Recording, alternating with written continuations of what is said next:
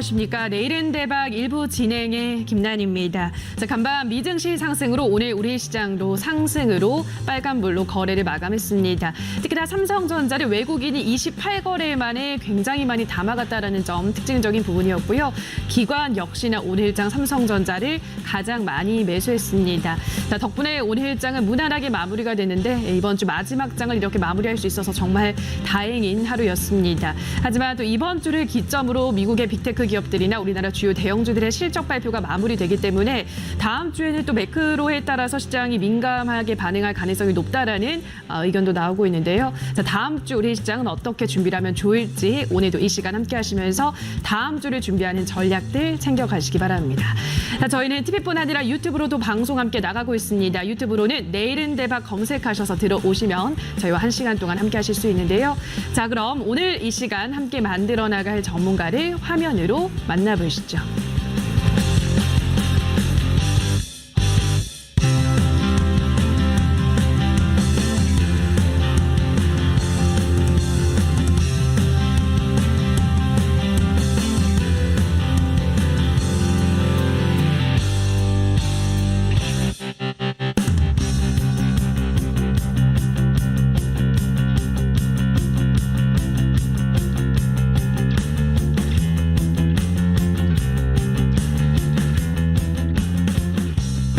네, 오늘은 신광섭 전문가와 함께합니다. 전문가님 안녕하세요. 네, 안녕하세요. 네, 오늘 처음 뵙네요, 전문가님.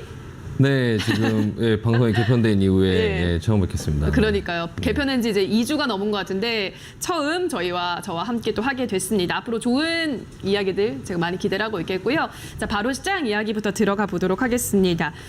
오늘 일단은 삼성전자가 물론 아직도 바닥에 있긴 하지만 무려 그래도 4%가량 올랐다라는 점이 좀 특징적인 부분인 것 같은데요. 이것 이외에도 또 오늘 시장에서 좀 주목해야 될 부분들 어떤 것들이 있었을까요? 네, 일단은 지금 시장 자체가 좀 전반적으로 좀 변동성이 좀 커지고 있는 모습이 나오고 있고요. 일단은 미국 이제 FOMC 회의를 연준 FOMC 회의를 앞두고 나서서 지금 시장이 조금 계속 이렇게 하루는 또 올랐다가 그러니까 그저께 수요일 같은 경우에 나스닥이 좀 폭락을 했다가 맞아요. 어제 같은 경우 또 나스닥이 급등을 하고 이렇게 하나의 이슈에 따라서 좀 약간 변동성이 좀 큰데요. 일단은 우리나라의 지금 환율이나 이런 부분들이 너무 높기 때문에 일단 외국인들이 좀 접근을 못 하고 있다가 지금 오늘 환율이 내려가면서 좀 전반적으로 매수가 유입되는 모습입니다. 네.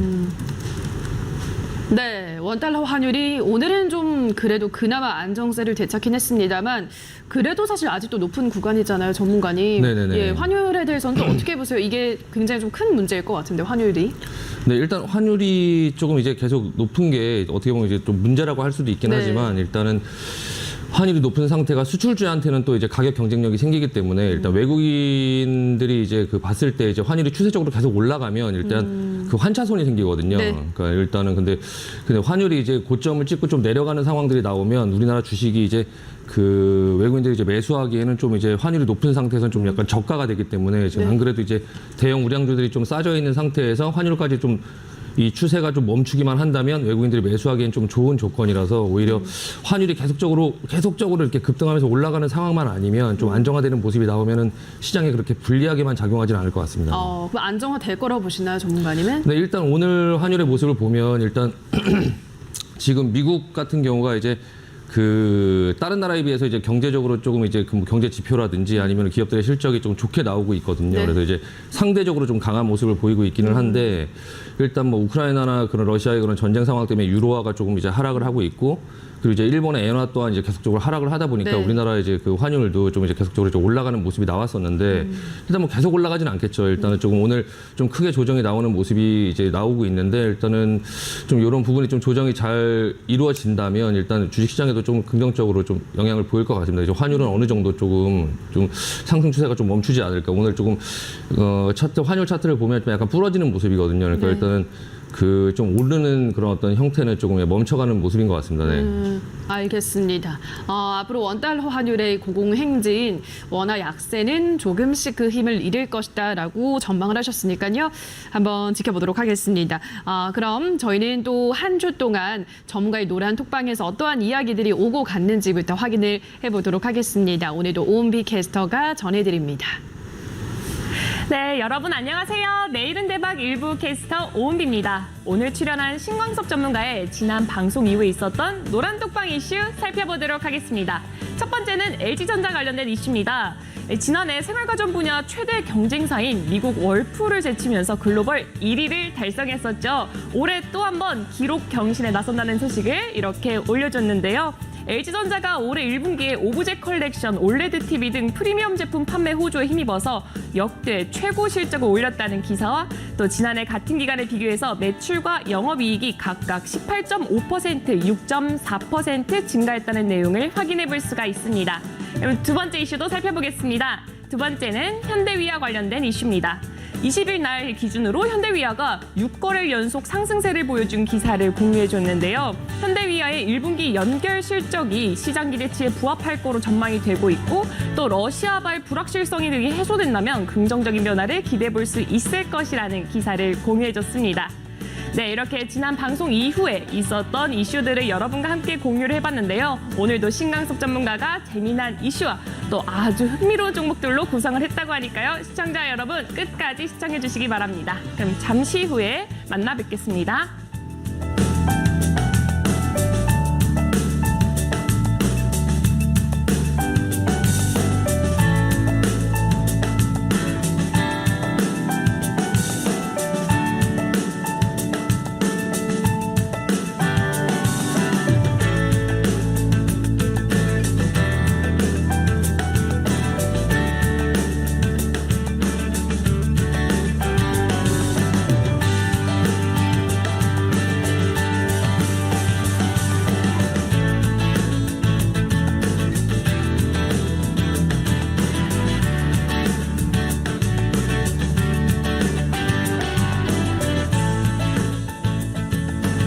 네, 그럼 계속해서 상스러운 이슈 시간 가져보도록 하겠습니다. 오늘의 이슈 화면으로 함께 확인하시죠. 네, 미국이 올해 1분기 GDP 성장률 연율 마이너스 1.4%를 기록하면서 역성장했습니다. 이 월스트리트 저널 등 전문기관이 1%로 전망을 했는데 시장 예상치보다 더 하회하는 기록이 발표가 됐는데요. 다만 1분기 성적표만으로는 경기 침체를 짐작하기에는 이르다는 의견들도 나오고 있습니다. 어느 쪽 의견이 조금 더 맞을지 또 어떻게 시장을 바라봐야 될지 전문가와 이야기 나눠보도록 하겠습니다. 네, 어제 이제 마이너스 성장을 기록했다라는 소식이 전해지면서 미국 증시 이러다 또 하락하는 거 아니야라고 걱정을 했는데 그래도 미국에서는 빅테크 기업들의 실적 호조로 다행히 상승으로 마감을 했는데 이제 문제는 과연 경기 침체로 봐야 하는 것인가 괜찮은 걸로 봐야 하는 것인가일 것 같은데 전문가님은 어느 쪽에 의견을 두고 있으신가요? 저는 개인적으로는 좀 괜찮을 거라고 생각하고요. 일단 그래요? 예, GDP가 이제 4분기에 이제 GDP가 좀 깜짝 놀라게 좀 많이 나왔는데 네. 그 이유가 이제 그 4분기에 이제 그 공급이 조금 약간 정체되고 하는 그런 현상 때문에 좀 재고를 많이 쌓아놓고 하는 예. 그런 부분들이 있어서 약간 GDP가 생각보다 좀 많이 나왔고요. 그런 기저효과 때문에 1분기에 조금 그 눈에 보이는 거는 좀 약간 적게 나온 것 같은데요. 일단은 3월 달에 실업률을 보면은 한 3.6% 정도 수준으로 조금 어느 정도 좀 완전 고용 수준이고 또 이제 미국 경제의 그런 한 3분의 2를 차지하는 그런 그 개인 소비 같은 경우에도 지금 1분기에 오히려 2.7% 정도가 이제 증가를 했거든요. 그래서 네. 이번 GDP는 약간 착시 효과가 있는 것 같고 일단 좀 무역 적자가 조금 확대되고 재고를 조금 덜 쌓아놓고 근데 이제 4분기 그런 어떤 그 공급의 그런 정체나 이런 부분 때문에 좀 쌓아놨던 그런 재고들이 일단 연말 시즌이 좀 지나가고 나서 1분기에는 좀 재고를 조금 덜 쌓아놓고 그리고 좀 인플레이션이나 이런 부분들이 조금 나오다 보니까 그런 수치 때문에 조금 좀 착시 효과로 좀 적게 나온 것 같고요. 일단 미국 그런 소비나 그런 투자는 아직까지는 조금 기업들의 실적이나 이런 부분들을 보면은 조금 생각보다 조금 안 나오는 회사들도 있긴 하지만 여전히 좀 탄탄한 편이 아닐까 싶습니다. 네. 네, 알겠습니다. 일단 수치 자체만 보면은 마이너스 성장을 기록을 했다고 해서 좀 놀라셨을 것 같은데 착시 효과라고 설명을 해주셨네요. 실업률도 일단은 완전 고용 수준이기 때문에 이 점도 긍정적인 부분이고 일단 민간 소비가 2.7%가량 증가를 했다고 하고요. 기업 투자도 역시나 좀 늘었다고 합니다. 그래서 통계 뒤에 보이는 상황은 그래도 나쁘지 않은 걸로 해석을 하고 있으신 것 같으니까 뭐 실적 기업 이제 경기 침체에 대한 문제는 크게 걱정은 안 해도 되는 거네요, 전문가님, 그렇죠? 네, 일단은 지금 현재로서는 좀 그래 보이고요. 일단은 근데 이제 증시가 좀 변동성이 좀 크다 보니까 네. 이제 수요일 같은 경우에도 이제 그 나스닥 지수가 하루에 한 4% 정도를 하락을 했거든요. 일단은 그 2021년 그 이후에 2021년 이후에 좀 최대 하락폭을 보였고요. 그게 지금 현재 좀 인플레이션이 계속적으로 높게 나오고 있고 그런 어떤 연준이 조금 긴축을 하는 부분에 대한 시장의 우려가 계속적으로 존재하고 있고요. 또 이제 중국이 그 코로나로 인해서 좀 봉쇄 조치를 계속적으로 하고 있잖아요. 네. 그거 외에도 이제 러시아 우크라이나 전쟁이 계속적으로 좀 되면서 일단 기업들의 실적들이 좀 좋게 나오는 회사들도 있지만 좀 생각보다 좀 안 좋게 나오는 회사들이 있고 네. 그 조금 실적도 약간 그 아마존 같은 경우도 오늘 이제 장이 끝나고 나서 실적이 나왔는데 일단 지금 시간에서 9% 이상 하락하는 그런 현상들이 네. 나오고 있거든요. 애플 같은 경우도 실적이 굉장히 좋게 나왔는데 지금 그 실적 가이던스가 이제 다음 분기에는 좀 안 좋게 나올 거다. 이렇게 팀 쿡이 그렇게 얘기를 했어요. 그러니까 1분기에는 이제 그런 전쟁이나 이런 부분들 그리고 코로나 중국에서 봉쇄했던 그런 조치들이 좀 약간 반영이 안 됐었는데 2분기에는 이제 그런 부분들이 좀 반영이 되면서 기업들의 실적이나 이런 부분들이 좀 안 좋게 나올 것 같다라고 조금 얘기가 나오면서 조금 이제 그 지금 시간에서 좀 많이 하락하고 좀 그런 부분들이 있는데 그 외에도 변수들이 굉장히 많아요. 그러니까 네. 러시아가 이제 유럽에 그런 가스를 갑자기 이제 공급을 중단했잖아요. 이제 그런 부분들 때문에 그 에너지 가격이 좀 상승하면서 유럽 지역의 그런 어떤 경기나 이런 부분들이 조금 안 좋아질 거 아닌가 그런 우려를 좀 자극하고 있고 일단은 시장 자체는 지금까지 좀 인플레이션이 3월 달에 지난번 그 물가지수 발표가 됐을 때 좀 높게 나왔음에도 이제 시장은 좀 괜찮았던 이유가 이제 3월 달에 좀 고점을 찍고 그리고 나서 조금 꺾이지 않을까 그렇게 이제 좀 긍정적으로 예상을 네. 했었고 그렇게 해석을 했었는데 지금 러시아 쪽의 그런 어떤 상황들이 조금 인플레이션을 지속적으로 좀 자극하는 그런 우려를 계속 이제 낳고 있거든요. 그래서 일단은 지금 4월 달에 들어서 지금 이제 전쟁이 2월 말에 터지고 나서 지금 3월, 4월 달에 들어서 지금 S&P 지수가 9% 정도 하락을 했고 나스닥이 한 13% 정도 하락을 했고요. 다우지수가 5% 정도 하락을 했거든요. 근데 시장이 그만큼 조금 약간 변동성이 계속적으로 생기면서 지금 5월 달, 6월 달에 FOMC 회의 때 이제 금리를 시장에서는 한 0.5% 정도를 높일 거라고 예상하고 있고 그 5월 달에 바로 이제 양적 긴축 대차대표 축소를 발표할 거라고 예상하고 있는 네. 그런 상황 속에서 이제 그런 러시아나 이런 중국이나 그런 대외 변수들이 계속적으로 작용을 하면서 지금 그 미국의 그런 어떤 지수들이 조금 많이 하락을 했어요. 그러니까 네. 개별 종목으로 치면은 대형주들도 뭐 메타 같은 그런 어떤 큰 대형주도 지금 고점 대비 뭐 40% 50% 정도 하락을 하는 그런 현상들이 나오고 있거든요. 그래서 좀 어떻게 바꿔서 얘기하면 조금 이제 그 대형주들, 기술주들 이런 것들, 그러니까 우량주들이 조금 많이 싸졌다고 표현할 수도 있지만 좀 안 좋게 얘기하면 이제 조정이 조금 약간 깊어졌다라고 볼 수 있기 때문에 시장에서 좀 그 양쪽 부분들을 조금 잘 보면서 좀 판단할 필요가 있을 것 같습니다. 네. 그럼 당분간은 이런 변동성 장세는 계속 이어지겠네요. 아직까지 해소된 악재가 없기 때문에. 그렇죠. 일단은 그 미국의 국채 금리도 한번 보면 10년물 네. 국채 금리도 보면 지금 어느덧 2.8%까지 올라왔어요. 그러니까 2% 미만으로 계속적으로 1.7%, 1.5% 막 이 정도 수준에서 계속적으로 왔다 갔다 하던 것들이 그 인플레이션이라든지 뭐 그런 우려가 좀 자극이 되면서 2.8%대까지 올라왔는데 근데 또한 그거를 또 바꿔서 얘기하면 예전 같은 경우는 그 2년물 국채 금리가 이제 통화 정책으로 인해서 계속적으로 이제 그런 단기 국채 금리 같은 경우는 통화 정책에 더 민감하고 이제 10년물의 그런 장기 국채 같은 경우는 그 경기의 상황에 조금 민감한데 그래서 이제 단기 국채금리, 2년물 국채금리는 상승하는 그런 가운데 속에서도 10년물 국채금리는 상승하지 못하는 그런 현상들이 계속 나왔었거든요.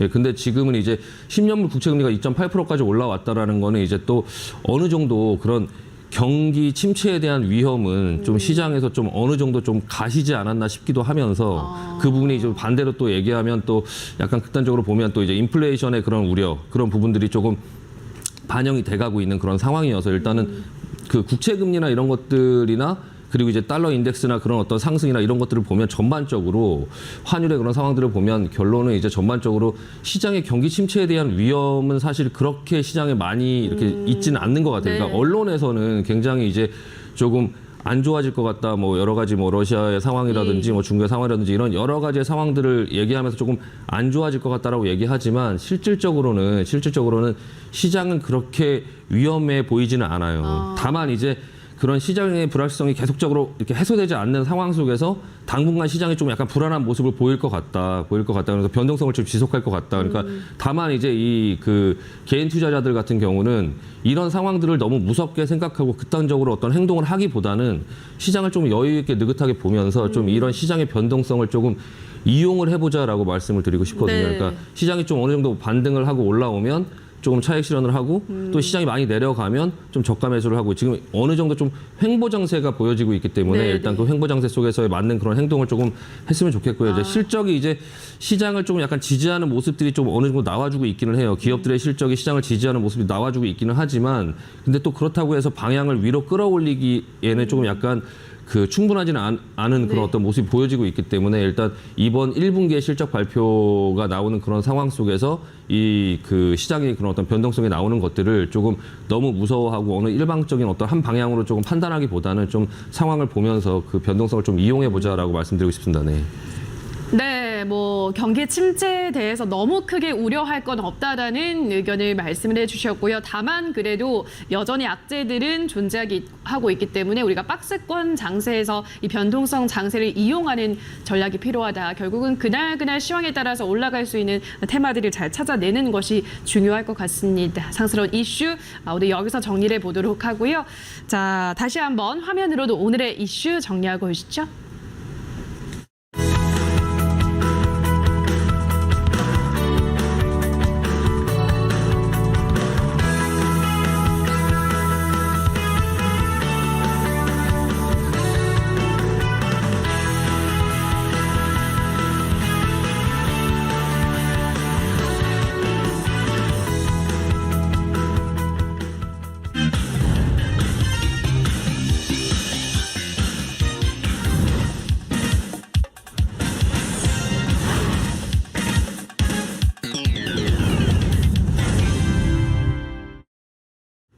네, 방송에서 소개된 종목들을 제가 여러분들을 대신해서 매매해보고 그 포트폴리오를 공유해보는 시간입니다.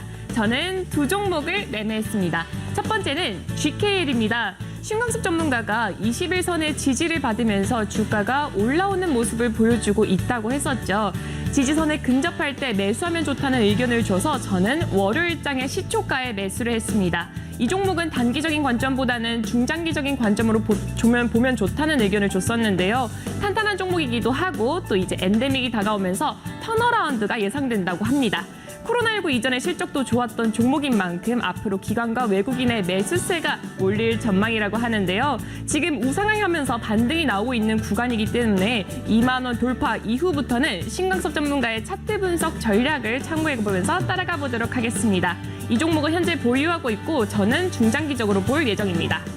다음은 에이블CNC입니다. 지난 방송에서 121선을 깨고 조정이 나왔고 그 선에서 다시 추세를 만들어갈 수 있는 흐름을 보인다고 했었죠. 거래량도 굉장히 많이 늘었었는데요. 화장품 관련주, 미용 관련주는 노마스크 이후를 대비해서 조금씩 매수하면 좋을 것 같다는 의견을 줬습니다. 그래서 저는 방송 이후 월요일장 시초가에 매수를 했고요. 시장의 변동에 따라서 주가가 약간씩은 등락을 오갔지만 7거래일 동안 기관의 순매수세가 들어와서 계속 지켜보고 있었습니다. 에이블CNC가 고기능성 한방 브랜드 초공진을 공식 론칭하면서 프리미엄 한방 화장품 시장을 공략한다는 소식과 또 브랜드 스틸라의 공식 모델을 한혜진으로 선정하면서 브랜드 강화를 시작했다고 하는데요. 그래서 그만큼 앞으로의 기대감이 매우 큰 종목이어서 저는 이 종목 역시 보유하고 있습니다. 네, 이렇게 지난 수익 현황을 알아봤습니다. 오늘 방송이 끝나고도 신광섭 전문가와 오늘 나올 종목과 이슈에 대해서 얘기를 나눠볼 수 있는 공간이 준비되어 있습니다. 화면으로 만나볼게요.